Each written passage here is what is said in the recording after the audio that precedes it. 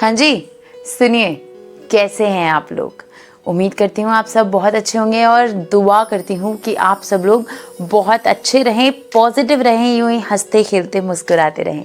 Guys, आज का मेरा ये वीडियो उन तमाम लोगों के लिए है जो अपनी ज़िंदगी में कुछ हासिल करने के लिए, कुछ बनने के लिए बेइंतहा मेहनत कर रहे हैं, लेकिन अफसोस की बात यह है कि उनको उनकी कामयाबी नहीं मिल पा रही है। तो गाइस, इसके लिए सिर्फ आपको एक छोटी सी स्टोरी सुनाने वाली हूँ मैं, और उम्मीद करूँगी कि इस स्टोरी से आपकी लाइफ में एक टर्निंग पॉइंट आए, जैसे कि सुनने के बाद मेरी ज़िंदगी में भी आ गया था। ये बहुत पुराने टाइम की बात है कि एक राजा हुआ करता था। उस राजा के दरबार में एक विदेश से कोई व्यक्ति आया। उसने राजा को एक बहुत ही खूबसूरत सा पत्थर दिया और उस पत्थर को देख के राजा ने सोचा कि इस पत्थर की एक भगवान विष्णु की मूर्ति बनवाई जाए और मंदिर का निर्माण करा के इस मूर्ति की स्थापना वहाँ करा दी जाए। बस इसको देखते हुए महामंत्री पहुँच गए एक शिल्पकार के पास जो मूर्तियाँ बनाते हैं। उनके पास पहुँचने के बाद उन्होंने कहा कि हम तुम्हें 40 सोने की मुद्राएं देंगे और बस तुम्हें इस पे भगवान विष्णु की मूर्ति बनानी। फिर क्या था, मूर्तिकार लग गए अपनी मेहनत में। उन्होंने पत्थर में 50 बार मारा, लेकिन वो पत्थर नहीं टूटा। उन्होंने 51वीं बार मारने के लिए जैसे ही हथौड़ा उठाया, पत्थर के पास जाके वो रुक गए। उन्होंने सोचा जब ये 50 बार में नहीं टूटा तो ये एक बार मेरे और मारने से क्या ही टूटेगा। बस सारी उम्मीदें खो के, सारी कोशिशें करने के बाद वो पत्थर लेके पहुंच गए राजा के दरबार में। उन्होंने राजा से कहा कि सरकार, ये पत्थर तो नहीं टूटेगा, आप कुछ भी कर लीजिए। अब आप मुझे ये बताइए, क्या और कोई पत्थर से मैं भगवान विष्णु की प्रतिमा बना सकता हूँ जिसका निर्माण आप कर सके, मंदिर में उसका यूज़ आप कर सके। लेकिन नहीं जी, राजा तो फिर राजा ही है, मतलब नहीं भाई, मुझे तो यही पत्थर चाहिए। उन्होंने फिर अपने महामंत्री से कहा कि कोई और अच्छा मूर्तिकार ढूंढो। एक बहुत आम से, बिल्कुल लोकल, जिसको हम कहते हैं ना, लोकल वोकल वाला लोकल, वो पहुंच गए एक ऐसे ही मूर्तिकार के पास। उन्होंने वो पत्थर उसको दिया और बोला कि इसकी मूर्ति बनाओ। जैसे ही उन्होंने उस पत्थर पे पहला प्रहार किया, वो पत्थर टूट गया। वो पत्थर टूट गया। अब आप जरूर सोच रहे होंगे कि 50 बार में नहीं टूटा तो वो एक बार में कैसे टूट गया।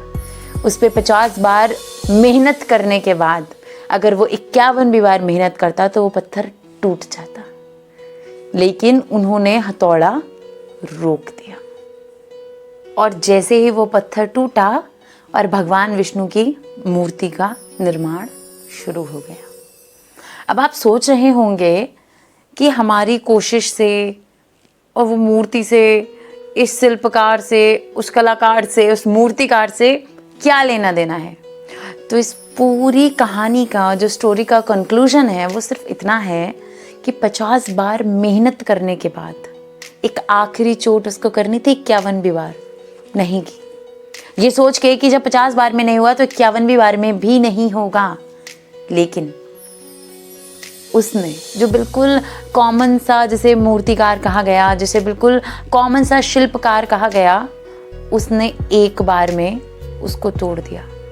अब इससे क्या हुआ कि जो 50 बार की मेहनत वाला था ना, एक तो उसकी मार्केट वैल्यू, जो रेपुटेशन थी, डाउन। 50 बार हथौड़ा उठा के एक पत्थर पे चोट करने में जो मेहनत थी, उसका पूरा क्रेडिट उसको मिल गया जिसने 51वीं बार में, और उसके हिसाब से एक बार में पत्थर तोड़ दिया। वो 40 स्वर्ण मुद्राएं भी उसको मिल गई जिसने एक बार में पत्थर तोड़ दिया। इसलिए आपको नहीं पता कि आपका कौन सा प्रयास, आपकी कौन सी कोशिश आखिरी होगी अपनी मंजिल को पाने की। तो प्लीज़ अपनी कोशिशों को, अपनी मंजिल पाने के लिए जो आपकी कोशिशें हैं उस पर निरंतरता से प्रयास करते रहें। यू नेवर नो कि कल का दिन, कल का सूरज, कल की शाम, अगली कोशिश, अगला स्टेप आपको आपकी मंजिल के और कितने करीब लेके जा रहा है, आपको आपकी मंजिल के और कितने पास लेके जा रहा है। एक छोटा सा एग्जाम्पल इसमें मैं अपना ऐड ज़रूर करना चाहूँगी। मैं भी तो बस यही सोच के वीडियोस बनाती हूँ ना, शायद ये वीडियो लास्ट वाली से ज़्यादा अच्छी होगी। तो मतलब मैं ये सोचूं क्या कि लास्ट में जो वीडियो नहीं तो नहीं उसका रिजल्ट बहुत अच्छा नहीं तो I should not make videos और ये वो नहीं ना। एक बेहतर सोच, एक पॉजिटिव सोच, बस वो बनाए रखिए और निरंतरता से प्रयास करते रहिए। वो एक मूवी में लाइन थी ना, वो किसी चीज़ को शिद्दत एंड स्टफ ऐसे करके कुछ था, वो एक्चुअल में सच है। उसको लोगों ने बड़ा रोमांस और उस सब से जोड़ दिया। नहीं, अगर आप प्रैक्टिकली देखेंगे ना तो वो बहुत सच है।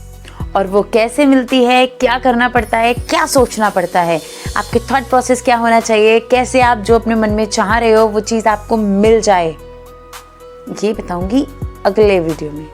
तब तक सुनते रहिए। क्या मोहिनी शर्मा, हाँ जी सुनिए।